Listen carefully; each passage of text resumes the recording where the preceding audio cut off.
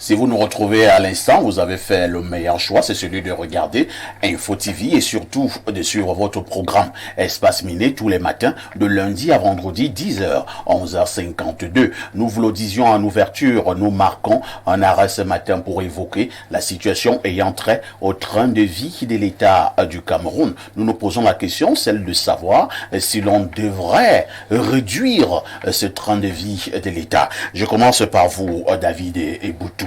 Ils sont nombreux qui pensent que l'on dépense un peu trop pour ceux qui travaillent pour l'État et tout ce qui va avec. Globalement, ils appellent cela le train de vie de l'État du Cameroun.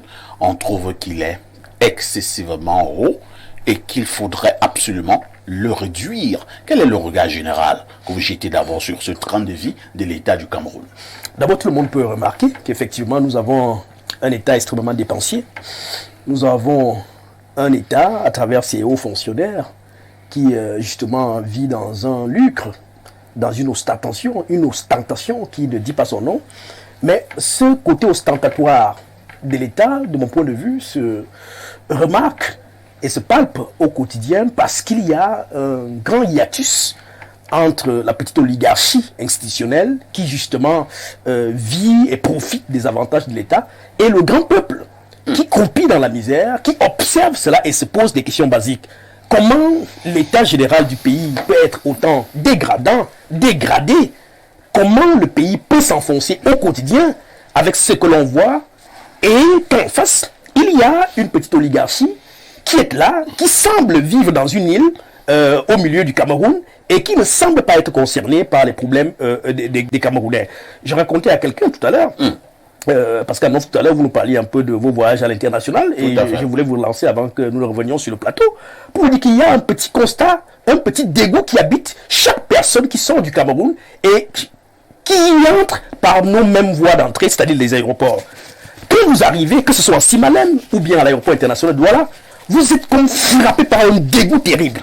Les aéroports n'ont pas de climatisation, vous attendez des bagages qui viennent dans une espèce de machine qui tourne, qui fait un mauvais bruit, et tout de suite, dès que vous sortez, c'est des routes extrêmement calamiteuses qui vous accueillent, c'est des aides partout. Regardez par exemple l'aéroport de Douala, c'est terrible. Et quand vous voyez ça, vous regardez l'état de lucre dans lequel vivent quand même nos gouvernants, et qui voyagent tous les jours en empruntant les mêmes aéroports, vous posez des questions basiques.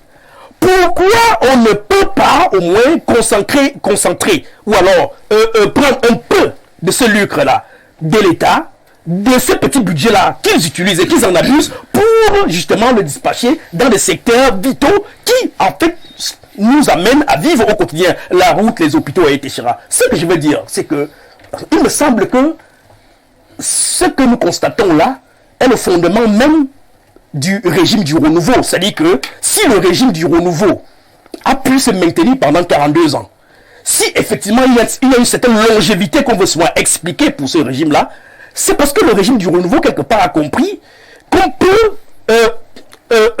prendre certains individus qui peuvent vivre au-dessus du dos de l'État et donner l'impression que, en entretenant ces individus-là, qui à leur tour vont entretenir une petite cour, cela va nous entretenir dans un mirage qui finirait justement par avoir des prébendes politiques à ce régime du renouveau-là. Parce que le constat est quand même terrible.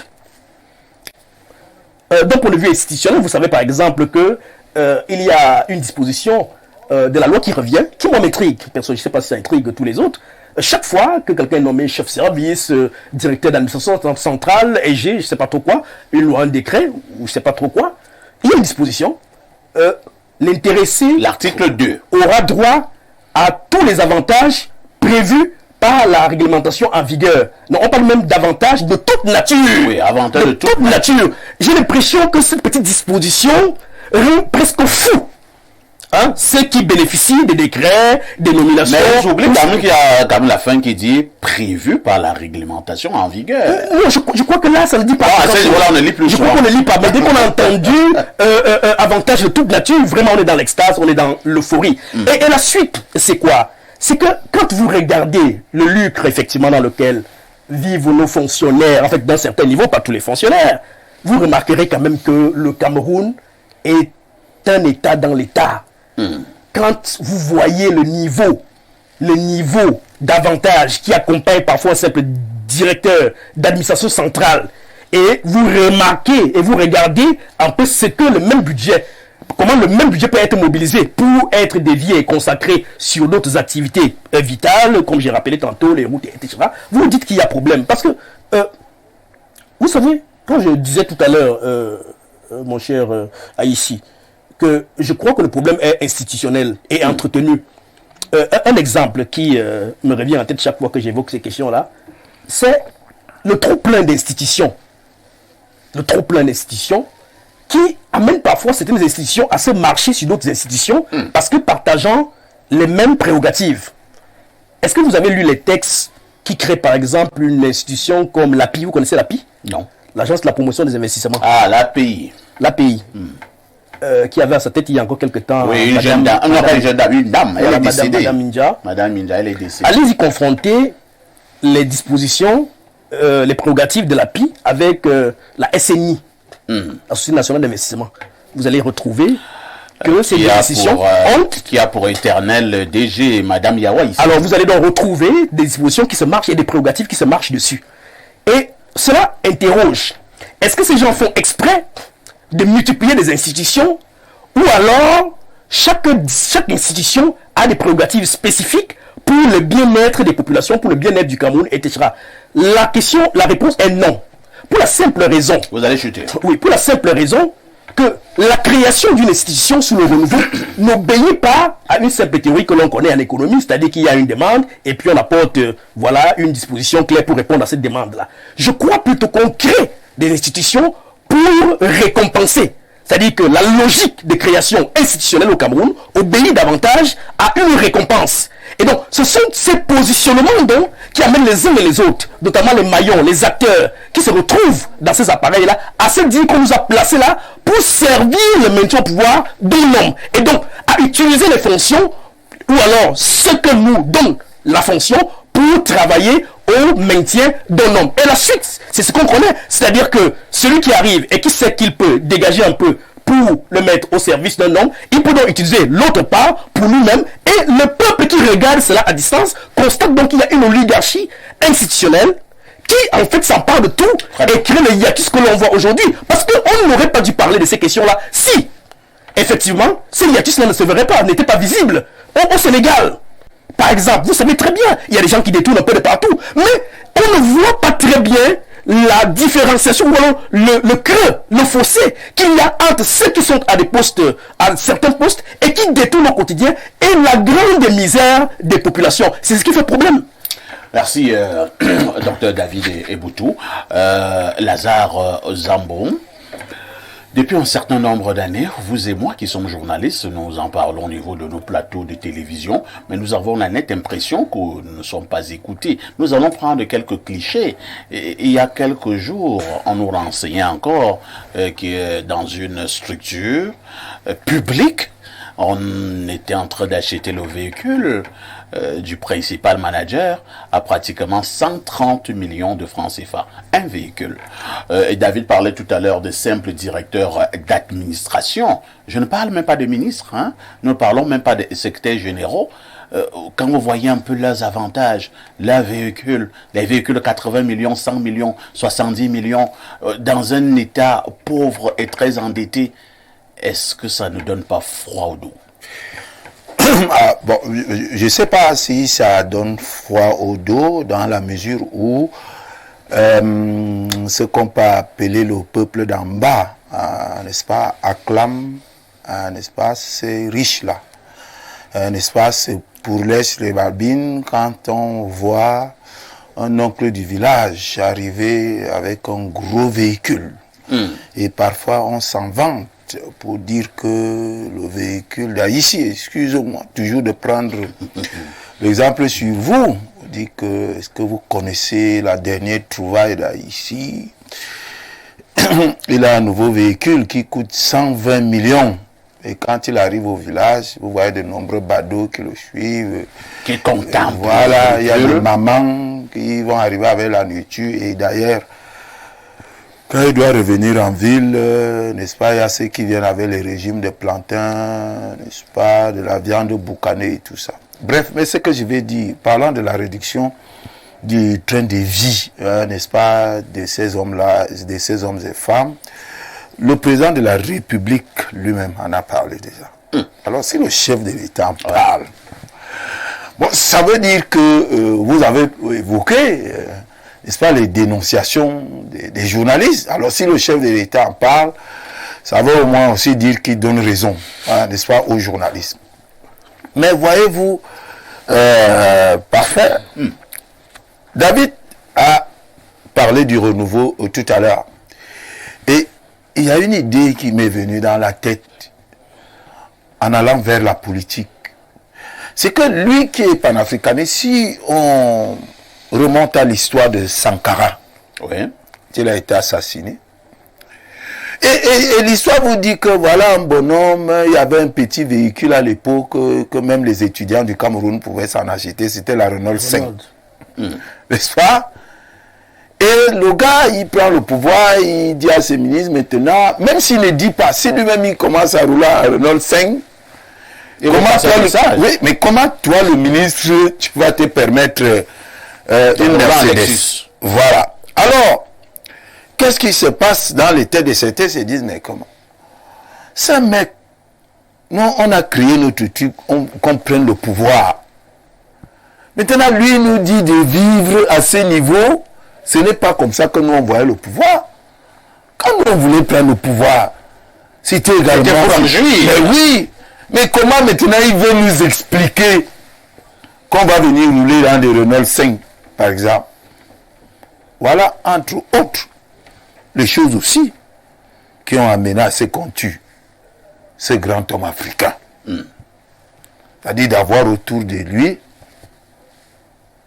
des gens à qui il demande de vivre comme le reste de la population. Vous pensez que pour le cas du Cameroun, le président est victime? Oui, pour le cas du Cameroun, il faut faire attention. Il a eu peur de la mort? Il faut faire...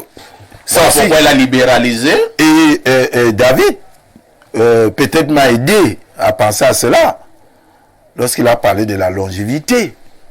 C'est comme si on a donné une part de pouvoir et de biens à un certain nombre de Camerounais qui ont maintenant de l'influence sur une certaine population, sur une surface bien précise. Oui. Est-ce que vous soupçonnez un deal? C'est-à-dire pour le cas du Cameroun. Oui. C'est-à-dire que probablement, vous soulignez probablement, le président a fait un deal. Moi, je vous laisse vous engraisser et vous me laissez le pouvoir. Oui, mais parce qu'on a l'impression qu'on récompense les gens. On a l'impression que quand vous êtes nommé, c'est comme une récompense. Bien sûr, c'est la logique du renouveau. C'est ça le vrai problème. Après, on va parler de l'équilibre régional. Si on enlève Blériot, il faut qu'on cherche encore un frère de son village. Pour qu'on le nomme aussi. On enlève Paul pour remplacer par Pierre. Voilà. On a l'impression que ce sont des récompenses. Et je crois que c'est ça qui fait justement un problème chez nous. C'est qu'en même temps, les personnes qu'on aime doivent avoir, des personnes qu'on nomme personnellement doivent avoir un impact sur une certaine population. Et c'est pour cette raison que vous verrez, voilà les élections présidentielles qui arrivent. Et du coup, vous voyez tous ces gros fonctionnaires aller chez eux dans les villages. Cette histoire d'élite, la place qu'on donne aux élites, c'est-à-dire que le pouvoir de Yaoundé lui-même donne aux élites, parfois pour résoudre des problèmes dans une communauté. Parfois on oublie le petit chef du village.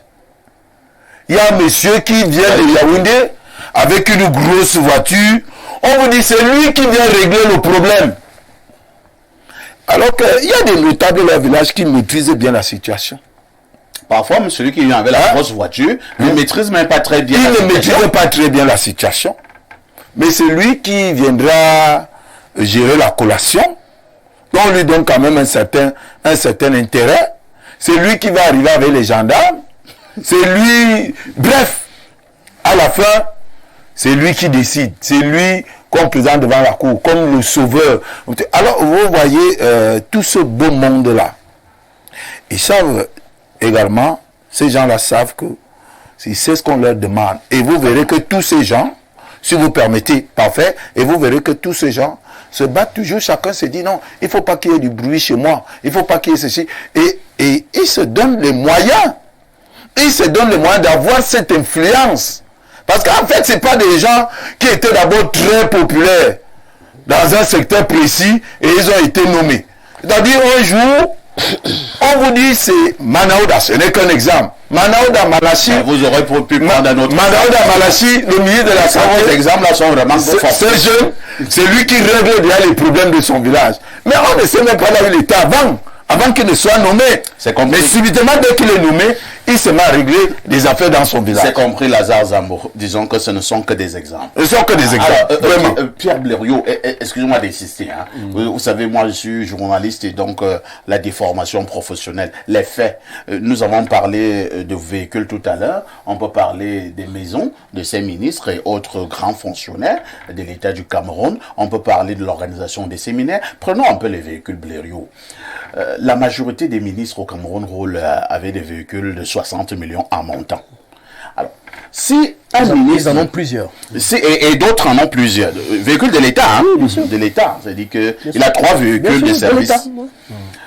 Si nous prenons le cas Blériot où les ministres rouleraient avec des véhicules de 25 millions, est-ce que ça ferait en sorte qu'ils ne soient plus productifs? Bon, parfait, je m'excuse. Hein. Si on prend le problème par ce bout-là, on aura attrapé le serpent par le milieu. Ok. Et il va nous mordre. Il y a une problématique. Il y a un spécialiste du panafricanisme qui a parlé, même... Ok, Lazare Zambo est venu compléter. Il y a une problématique de départ. Oui. Thomas Sankara avait posé la problématique. Il dit, nous avons le choix entre le champagne pour quelques-uns et l'eau potable pour tous. Voilà la problématique de départ. Le champagne pour quelques-uns, l'argent ne suffit pas. On prend un choix, on fait un choix, soit c'est de l'eau potable pour tous, on transforme donc l'argent du champagne en eau potable pour tous, ou on prend le champagne pour quelques-uns et donc les autres n'auront même pas de l'eau potable. Au moment de la décolonisation, moi quand on le dit, je n'ai plus besoin de le prouver. Je suis petit-fils de Ruben Oumiobe. C'était la même problématique avant Sankara. Sauf que dans les réunions de l'UPC, il faut qu'on vous le dise, parce que j'entends souvent les gens dire tel était à la création de l'UPC, tel. Non. Les gens qui étaient à la création de l'UPC n'avaient pas toujours la même idéologie que Ruben Oumiobe. Ruben Oumiobe était, entre guillemets, un communiste, formé par Gaston Douda. Chaque fois que les questions de finances se posaient et que Ruben Oumiobe donnait son point de vue, son directoire était contre lui. C'est-à-dire qu'on lui disait que non, mon frère... Ceux qui avaient le courage disaient que non, ton orientation de l'affaire de l'argent là nous dérange. Parce que toi, tu ne dis pas comment nous, du directoire, nous allons gérer l'argent.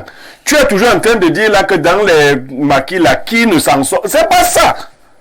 Donc, même nous qui sommes sur ce plateau, si on nous met dans le régime actuel qui a gagné, après nous allons nous empiffrer des mêmes choses et nous n'allons rien changer. Non, parce qu'il n'a pas fait un sondage. Non, personne. Je vais vous dire pourquoi. Il n'appartient pas à un ministre. Je vais même vous dire que vous allez faire la prison si vous changez. C'est-à-dire vous ne changez pas les lignes budgétaires. Le fonctionnement, si on vous dit même comment fonctionnent nos ministères, et vous en savez quelque chose. Ce que vous décrivez là, c'est l'argent des petites copines. Les 60 millions. Est-ce que les ministres fonctionnent avec ça? C'est un argent fou. C'est des lignes à n'en plus finir. Quand tu es nommé ministre, même ministre, on disait un des ministres. Mais c'est un argent fou qui te rend bête. Alors, si vous faites la campagne une campagne politique aujourd'hui au Cameroun, vous dites aux Camerounais ce que vous leur réservez. Si Niamey, je suis président du Cameroun, on ne va même pas commander pour aucun des Camerounais un véhicule qui coûte plus de 30 millions. Ne va pas entrer au Cameroun. Je m'en fous que tu sois homme d'affaires. Parce que tu vas me dire comment tu as fait. Ne vont même pas entrer. Les Camerounais d'aujourd'hui roulent sur les routes d'hier avec les voitures de demain. Absolument. C'est bien dit. Il faut que les voitures ressemblent aux routes. Tu ne vas pas rouler avec les voitures de 200 millions sur les routes faites à cimenter. J'ai vu, quelqu'un m'a interpellé, on est en train de cimenter les routes au niveau de Ouarda. Cimenter, avec le gravier, on est en train de cimenter. Tu pars maintenant, tu trouves on est en train de cimenter. On met le gravier plus le ciment et là, on a à Ouargla. J'étais en engrais Bokolo. On est en train de cimenter. Non, on croyait que c'était là, comme on dit avant, on est en train de bétonner les routes, cimenter les routes. Alors, aucun ministre n'entrerait dans cette affaire-là, parce que quand vous entrez dans le budget d'un ministère, le fonctionnement ici est costaud. Est tellement costaud. Vous voulez que les ministres en fassent quoi? Ils sont obligés de créer les missions et tout. Et les fonctionnaires, il est bien d'être fonctionnaire, surtout de travailler au ministère au Cameroun. Tout le monde s'empivre. Si vous entrez dans un ministère, vous trouvez les gens avec les papiers, ils parlent de quoi? On est en train de remplir les fiches de mission. Les fiches. Voilà l'orientation que nous avons donnée à notre État. Ça plaît à quelques-uns. Bon. S'il faut changer, ce n'est pas un homme qu'il faut changer. C'est un mindset total qu'il faut changer. Personne ne viendra plus au village avec une voiture de 100 millions parce que les voitures de 100 millions existeront dans les peuples qui sont capables de produire les voitures de 100 millions. Au Cameroun, personne ne doit avoir une voiture de plus de 30 millions. Même pas le chef de l'État. Mais qui va te comprendre ça? On doit rouler dans... Le chef de l'État doit avoir, une à 26 têtes de cochon. Oui, blindé. Tout simplement. C'est tout. Et le reste, on est là, les vélos. Blindé, tu es sérieux? Je suis très sérieux. Les ministres doivent avoir les motos et tout. Normalement, nous autres, les vélos, parce que nous sommes à ce niveau de sous-développement. Et ça va nous permettre de ne pas avoir les ventres, d'être en santé. Et nous devons construire le pays. Très bien. Si tu dis ça, on va dire, allez, tuez-le. Or, c'est la voie que nous devons emprunter. Nous sommes en train de manger notre semence pendant que les autres mangent leur récolte. Merci Blériot. Nous sommes en train de manger notre sémence pendant que les autres mangent leur récolte.